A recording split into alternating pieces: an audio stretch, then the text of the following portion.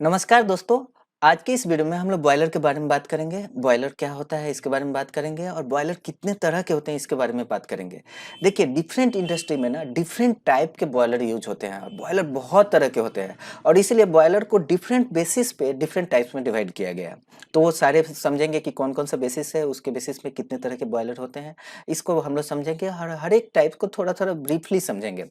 फिर हम next videos में हर एक टाइप को लेकर डिटेल में वीडियो बनाएंगे। जैसे एग्जांपल के लिए, जैसे कंटेंट ऑफ ट्यूब में क्या है कि किस ट्यूब में क्या है, उसके बेसिस पे बॉयलर फायर ट्यूब बॉयलर और वाटर ट्यूब बॉयलर में डिवाइड किया गया है। तो अभी जस्ट ब्रीफली समझ लेंगे कि फायर ट्यूब बॉयलर क्या है, वाटर ट्यूब बॉयलर क्या है। फिर एक सेपरेट वीडियो बनाएंगे जहाँ पे फायर ट्यूब बॉयलर और वाटर ट्यूब बॉयलर को डिटेल में डिस्कस करेंगे, जहाँ पे हर एक टाइप के बॉयलर का एडवांटेज क्या है, डिसएडवांटेज क्या क्या है, उसके फीचर्स क्या क्या है, उसको समझेंगे। तो अभी इस वीडियो में हम लोग बेसिकली क्या क्या टाइप्स होते हैं उसको जस्ट ब्रीफली समझ लेंगे। तो स्टार्ट करते हैं बॉयलर और उसके टाइप्स के बारे में। ये इस लेक्चर सीरीज का पहला पार्ट है और इस पार्ट में हम लोग सबसे पहले बॉयलर को समझते हैं कि बॉयलर का डेफिनेशन क्या है। तो देखिए, बॉयलर को कैसे डिफाइन किया गया है। बॉयलर जो है बेसिकली एक क्लोज वेसल है जहाँ पे स्टीम प्रोड्यूस किया जाता है। कैसे? वाटर के इवेपोरेशन की मदद से। और वाटर को कैसे इवेपोरेट किया जाता है? हीट की मदद से। तो बेसिकली बॉयलर में फ्यूल को फायर करके हीट जनरेट किया जाता है और उस हीट को ट्रांसफर कर दिया जाता है वाटर में और वाटर को फिर कन्वर्ट कर दिया जाता है स्टीम में। तो यही चीज़ यहाँ पे लिखा है। बेसिकली जब हम फ्यूल को फायर करते हैं तो केमिकल एनर्जी कन्वर्ट हो जाता है हीट एनर्जी में और उस हीट एनर्जी को ट्रांसफर कर दिया जाता है वाटर में भाई, जो हीट ट्रांसफर के जो मेथड होते हैं कन्वेक्शन, कंडक्शन और रेडिएशन प्रोसेस से, और उसकी मदद से स्टीम को at a designated pressure and temperature में प्रोड्यूस किया जाता है, तो उसको बॉयलर बोला जाता है। लेकिन अगर आप आईबीआर का डेफिनेशन देखिएगा, आईबीआर मतलब Indian boiler act and regulation, उसका डेफिनेशन देखिएगा तो ये जो डेफिनेशन है ये बोलता है कि बॉयलर ऐसा नहीं कि कोई भी क्लोज वेसल है जहाँ पे हम वाटर को स्टीम में कन्वर्ट कर रहे हैं तो उसको बॉयलर बोलेंगे। आईबीआर बोलता है नहीं नहीं, उस वेसल का कैपेसिटी एटलीस्ट 22.75 लीटर होना चाहिए, तभी उसको बॉयलर बोलेंगे। मतलब कि अगर प्रेशर कुकर है 5 लीटर का और उसमें हम वाटर को स्टीम में कन्वर्ट कर रहे हैं तो उसको बॉयलर नहीं बोलेंगे एज पर आईबीआर डेफिनेशन। ठीक है। और यहाँ पे एक और चीज ध्यान रखना है कि ये बॉयलर डेफिनेशन ऑफ बॉयलर में आईबीआर बोलता है कि सिर्फ उस प्रेशर मतलब क्लोज वेसल को बॉयलर नहीं बोलते हैं, बल्कि उसके ऊपर जो माउंटिंग है उसको भी कलेक्टिवली बॉयलर बोला जाता है। तो यहाँ पे लिखा है the terms boiler includes all such mountings fitted to the vessel. मतलब जैसे कोई भी बॉयलर होता है ना, उसके ऊपर सेफ्टी वाल लगे रहते हैं। ठीक है ना। जैसे कि अगर मान लीजिए एक बॉयलर है, यहाँ पे अगर एक बॉयलर है तो इस बॉयलर के ऊपर डिफरेंट ट्रॉल्स भी लगे रहते हैं, लेवल ट्रॉल्स भी लगे रहेंगे, प्रेशर गेज लगे रहेंगे, ठीक है, सेफ्टी वाल्व लगे रहेंगे। तो ये सारे जो है ना, इस सभी को मिला करके आप बॉयलर बोलोगे कलेक्टिवली। तो ये है एज पर आईवीआर डेफिनेशन। ठीक है। अब हम लोग डिफरेंट बॉयलर को डेफिनेशन समझ गए, तो अब हम लोग डिफरेंट टाइप के बॉयलर के बारे में बात करते हैं। ओके। तो नेक्स्ट स्लाइड में अगर हम जाएं तो देखिए, बॉयलर को ना डिफरेंट टाइप्स में डिवाइड किया जाता है डिफरेंट बेसिस के आधार पे। अगर हम कंटेंट ऑफ ट्यूब ले, मतलब क्या है ट्यूब के अंदर क्या है, उसको अगर हम बेसिस ले तो बॉयलर को दो तरह में डिवाइड किया जाएगा, फायर ट्यूब बॉयलर और वाटर ट्यूब बॉयलर। और जैसे कि नेम सजेस्ट कर रहा है कि ट्यूब में अगर फायर हो तो उसको फायर ट्यूब बॉयलर बोलेंगे, और ट्यूब में अगर वाटर है तो वाटर ट्यूब वालर बोलेंगे। जैसे कि ये देखिए दो डायग्राम है, यहाँ पे देखिए, यहाँ पे आपका जो ट्यूब में क्या जा रहा है, वाटर जा रहा है और वाटर स्टीम में कन्वर्ट हो रहा है। तो ये जो बॉयलर हो गया ये वाटर ट्यूब बॉयलर हो गया। और यहाँ पे फर्नेस, सेल साइड में फर्नेस है जहाँ पे फ्यूल को फायर किया जा रहा है, और जो फ्लू गैस है वो सेल साइड में जा रहा है, हॉट फ्लू गैस। तो ये जो है ये वाटर ट्यूब बॉयलर हो गया। अच्छा, फायर ट्यूब बॉयलर है, यहाँ पे देखिए सेल साइड में फर्नेस जल रहा है और यहाँ पे जो फ्लू गैस है वो ट्यूब में जा रही है। तो ट्यूब में अगर जब जा रही है ना तो यहाँ पे, और वाटर जो है वो सेल साइड में है, तो ट्यूब में अगर फ्लू गैस है यानी हॉट फ्लू गैस है तो इसको फायर ट्यूब बॉयलर बोलेंगे। अब यहाँ पे एक चीज क्लियर कर दूं कि ऐसा नहीं है कि जरूरी नहीं कि हमेशा फ्लू गैस ही जाना चाहिए। कोई भी हीट सोर्स, मतलब बेसिकली डेफिनेशन क्या होना चाहिए कि हीट सोर्स अगर ट्यूब में है तो आपका ये फायर ट्यूब बॉयलर हो गया। जैसे रिफाइनरी में मोस्टली जो आपका एफसीसी है उसका बॉटम प्रोडक्ट स्लरी है, उसी तरह वीडियो है उसका बॉटम प्रोडक्ट वीआर है, ये काफी हाई टेम्परेचर में होते हैं। ये प्रोसेस फ्लूइड है, लिक्विड है, और ये हाई टेम्परेचर पे रहते हैं। तो उसका हीट रिकवर करने के लिए बॉयलर में स्टीम जनरेट किया जाता है। तो वहाँ पे जो ये जो स्लरी ऑयल है, ये वीआर है, ये ट्यूब्स के अंदर जाता है और बेसिकली ये केटल टाइप ऑफ बॉयलर होते हैं। तो सेल साइड में वाटर रहता है। तो ये सभी क्या हो गए, फायर ट्यूब बॉयलर हो गया। क्यों? क्योंकि यहाँ पे जो हीट सोर्स है वो ट्यूब में है। तो बेसिकली डेफिनेशन क्या होना चाहिए? डेफिनेशन क्या है बेसिकली कि ऐसे सारे बॉयलर जहाँ पे हीट का ट्रांसफर ट्यूब से सेल साइड में हो रहा है, तो उसको हम लोग बोलेंगे फायर ट्यूब बॉयलर। और जहाँ पे हीट जो ट्रांसफर हो रहा है सेल से ट्यूब साइड में हो रहा है, तो उसको हम लोग बोलेंगे वाटर ट्यूब बॉयलर। जैसे ये देखिए वाटर ट्यूब बॉयलर है, तो सेल से ट्यूब की तरफ हीट का ट्रांसफर हो रहा है और उसकी मदद से वाटर जो है स्टीम में कन्वर्ट हो रहा है, तो ये वाटर ट्यूब बॉयलर हो गया। और यहाँ पे फायर ट्यूब बॉयलर में ट्यूब से हीट जो है ट्रांसफर हो रहा है, सेल साइड में वाटर है और उसकी वजह से स्टीम में कन्वर्ट किया जाएगा, इसको फायर ट्यूब बॉयलर बोलेंगे। जनरली फायर ट्यूब बॉयलर बहुत जो स्मॉल स्मॉल बॉयलर होते हैं, वो छोटे बॉयलर होते हैं, वहाँ पे यूज किया जाता है। और इसके क्या क्या क्यों ऐसा करते हैं इसके बारे में हम लोग समझेंगे, क्या क्या इसके एडवांटेज हैं, इसमें क्या एडवांटेज डिसएडवांटेज है, इसको बहुत डिटेल में एक वीडियो बनाएंगे जहाँ पे हम फायर ट्यूब बॉयलर और वाटर ट्यूब बॉयलर को डिटेल में समझेंगे। अभी आज के जस्ट इस वीडियो में हम जस्ट डेफिनेशन समझिए कि फायर ट्यूब बॉयलर किसको बोलते हैं और वाटर ट्यूब बॉयलर किसको बोलते हैं। ठीक है, अब नेक्स्ट टाइप के बारे में बात करेंगे। अगर देखिए अगर हम वर्किंग फ्लूइड का सर्कुलेशन किस तरह से हो रहा है ना, उसको देखा जाए, तो उसके आधार पे बॉयलर दो तरह के होते हैं, एक नेचुरल सर्कुलेशन बॉयलर और दूसरा होता है फोर्स सर्कुलेशन बॉयलर।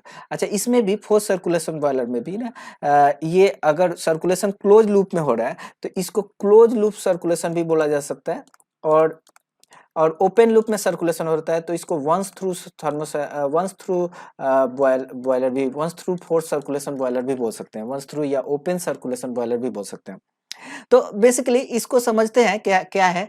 देखिए, जो बॉयलर होता है ना, मोस्टली बॉयलर में एक आपको पता ही होगा कि स्टीम ड्रम होता है, जहाँ पे boiler feed water after economiser में प्रीहीट होकर के स्टीम ड्रम में आता है।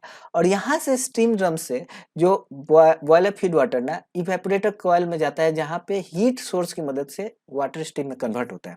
तो जैसे ये स्टीम ड्रम है और यहाँ से जो वाटर जो है, जो सर्कुलेशन हो रहा है, यहाँ पे वाटर जा रहा है इवेपोरेटर कॉइल में, हीट गेन करके स्टीम में कन्वर्ट हो रहा है। तो ये जो सर्कुलेशन है, अगर ये सर्कुलेशन नेचुरल सर्कुलेशन हो यानी थर्मोसाइफन इफेक्ट की मदद से सर्कुलेशन हो, तो इसको नेचुरल सर्कुलेशन बॉयलर बोलेंगे। और यहीं पे अगर हमको स्टीम ड्रम से एक बॉयलर फीड वाटर एक पंप की मदद से हम सर्कुलेशन करा रहे हैं, तो इसको हम लोग फोर्स सर्कुलेशन बोलेंगे। जैसे कि ये देखिए, ये एक स्टीम ड्रम है और यहाँ पे देखिए, यहाँ पे एक डाउन कमर है, जहाँ पे स्टीम ड्रम से वाटर जो है ये मड ड्रम में जा रहा है और यहाँ से वाटर राइज हो रहा है, यहाँ पे हीट सोर्स के कांटेक्ट में आ रहा है ये ट्यूब, जो राइजर ट्यूब है, जहाँ पे वाटर स्टीम में कन्वर्ट हो रहा है। तो यहाँ पे ऑब्वियसली ये जो वाटर और लिक्विड का मिक्सचर हो गया, तो इसका डेंसिटी बहुत कम हो जाएगा। और इस डाउन कमर में सिर्फ प्योर वाटर है, तो यहाँ पे डेंसिटी ज़्यादा है। तो दोनों ट्यूब के बीच में डेंसिटी का डिफरेंस होने की वजह से एक सर्कुलेशन होगा, जिसको हम लोग थर्मोसाइफन से सर्कुलेशन भी बोलते हैं, इसको नेचुरल सर्कुलेशन भी बोलते हैं। तो ये बेसिकली डेंसिटी डिफरेंस की वजह से हो रहा है। तो इस तरह के जो बॉयलर है, इसको नेचुरल सर्कुलेशन बॉयलर बोलते हैं। ये आप मैथमेटिकली देख सकते हो कि मैंने थर्मोसाइफन रिबॉयलर के वीडियो में भी बताया था, और इसके बारे में हम नेचुरल सर्कुलेशन और फोर्स सर्कुलेशन को काफ़ी डिटेल में भी समझेंगे कि कहाँ पे नेचुरल सर्कुलेशन होता है, कहाँ पे फोर्स सर्कुलेशन होता है। तो वहाँ पे भी हम ये दिखाएंगे कि कैसे ये प्रेशर डिफरेंस क्रिएट हो रहा है ड्यू टू डेंसिटी डिफरेंस, और कैसे डेंसिटी डिफरेंस ड्राइविंग फोर्स जो प्रेशर डिफरेंस को क्रिएट कर रहा है, वहाँ पे हम इसको क्लियरली दिखाएंगे। अभी आप समझिए कि डेंसिटी डिफरेंस की वजह से प्रेशर डिफरेंस क्रिएट हो रहा है और वो फ्लूइड को ड्राइव कर रहा है, सर्कुलेट कर रहा है, तो इसको नेचुरल सर्कुलेशन बॉयलर बोलते हैं।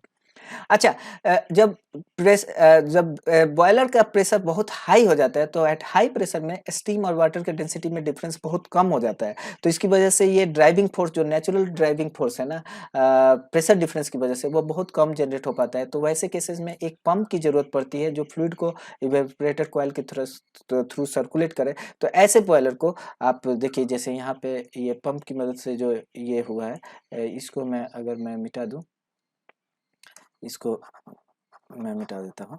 तो ये जो पंप की मदद से यहाँ पे जो सर्कुलेशन हो रहा है, तो ये जो है ये फोर्स सर्कुलेशन बॉयलर हो गया। देखिए, एक पंप है, यहाँ स्टीम ड्रम से पंप लेकर के और ये इवेपोरेटर के कॉइल के थ्रू सर्कुलेशन हो रहा है, तो ये फोर्स सर्कुलेशन बॉयलर हो गया। ठीक है, कुछ ऐसे बॉयलर होते हैं जिसको वंस थ्रू बॉयलर भी बोलते हैं। यहाँ पे क्लोज लूप सर्कुलेशन हो रहा है, मतलब पानी यहाँ से स्टीम ड्रम से लिया वापस स्टीम ड्रम में ही जा रहा है, तो ऐसे जो बॉयलर है close loop force circulation boiler हो गया। अच्छा, कुछ ओपन लूप भी होते हैं जो वंस थ्रू बॉयलर होते हैं जहाँ पे एक ही बार पानी इवेपोरेटर कॉइल के थ्रू जाता है और फिर फाइनली सुपर हीटर में चला जाता है, जो कि सुपर क्रिटिकल बॉयलर होता है जिसमें कोई स्टीम ड्रम नहीं होता है। ऐसे बॉयलर को once through force circulation boiler भी बोलते हैं। उसके बारे में भी हम बात करेंगे जब सुपर क्रिटिकल बॉयलर के बारे में बात करेंगे। तो अभी नेक्स्ट पार्ट में बढ़ते हैं। अब तीसरा टाइप के बारे में बात कर रहे हैं, स्टीम के प्रेशर के आधार पे बॉयलर कितने तरह के डिवाइड किए गए हैं। तो स्टीम के प्रेशर के आधार पे बॉयलर को सब क्रिटिकल बॉयलर भी बोला जा सकता है या फिर सुपर क्रिटिकल बॉयलर भी बोल सकते हैं। मतलब ऐसा बॉयलर जिसका प्रेशर वाटर के क्रिटिकल प्रेशर और टेम्परेचर से कम हो तो उसको सब क्रिटिकल बॉयलर बोलते हैं। मोस्टली जो हम लोग के रिफाइनरीज में या फिर पावर प्लांट में भी मोस्टली जो यूज होता है वो सब क्रिटिकल बॉयलर होता है।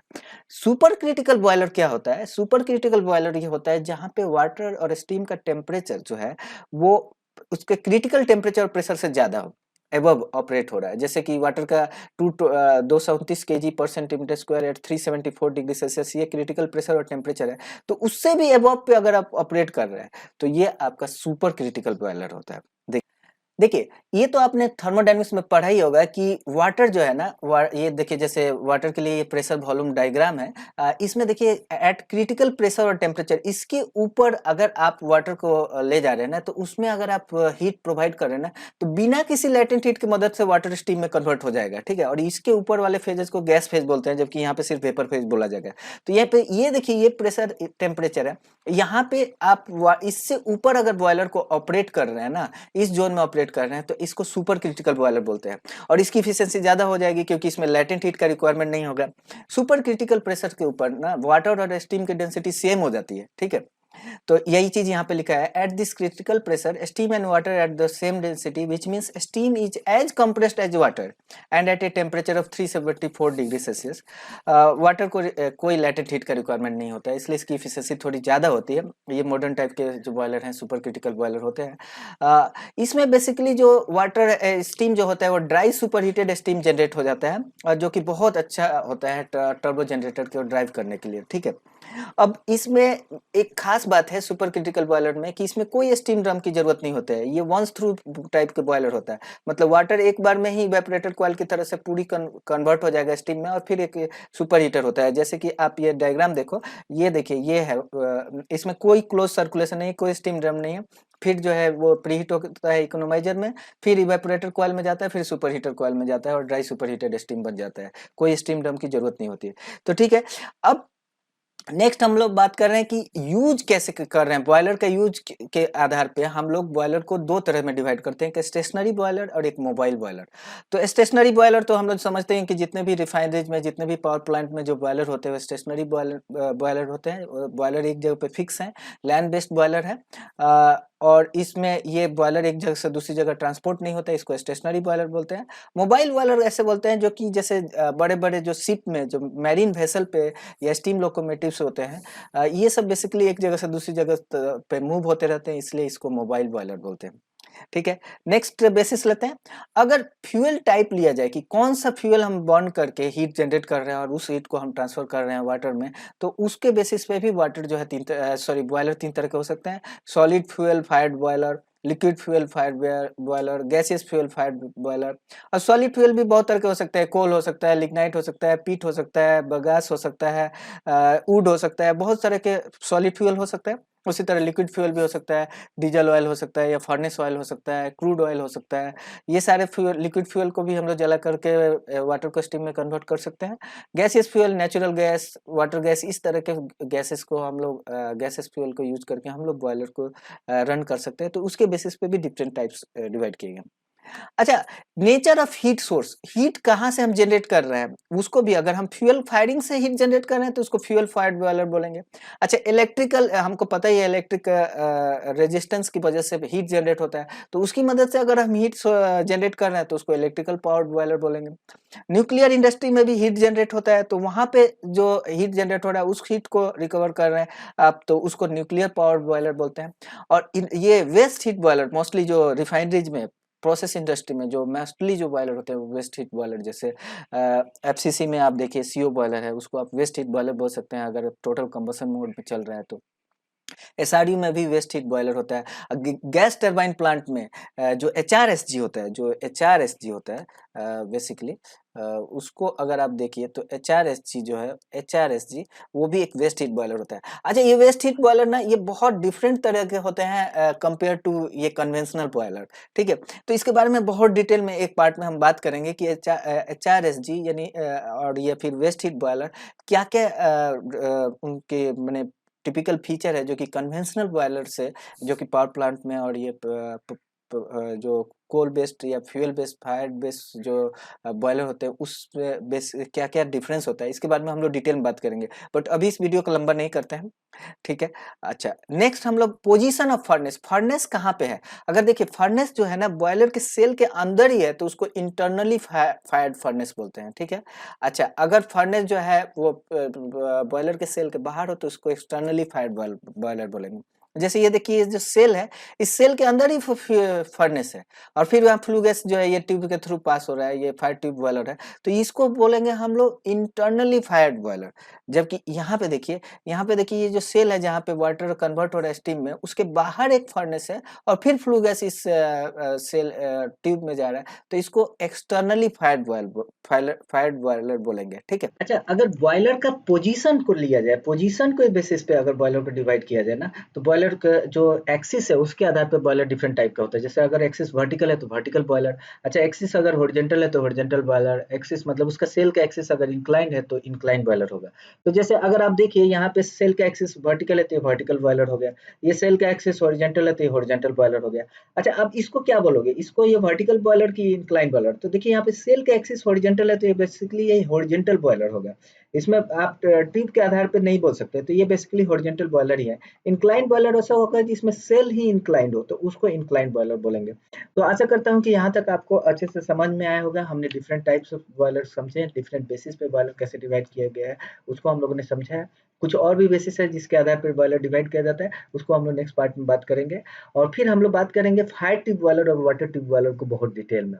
इसके अलावा वेस्ट हीट रिकवरी बॉयलर के बारे में बात करेंगे, कन्वेंशनल बॉयलर के बारे में डिटेल में बात करेंगे, force circulation and natural type of boiler के बारे में भी डिटेल में बात करेंगे।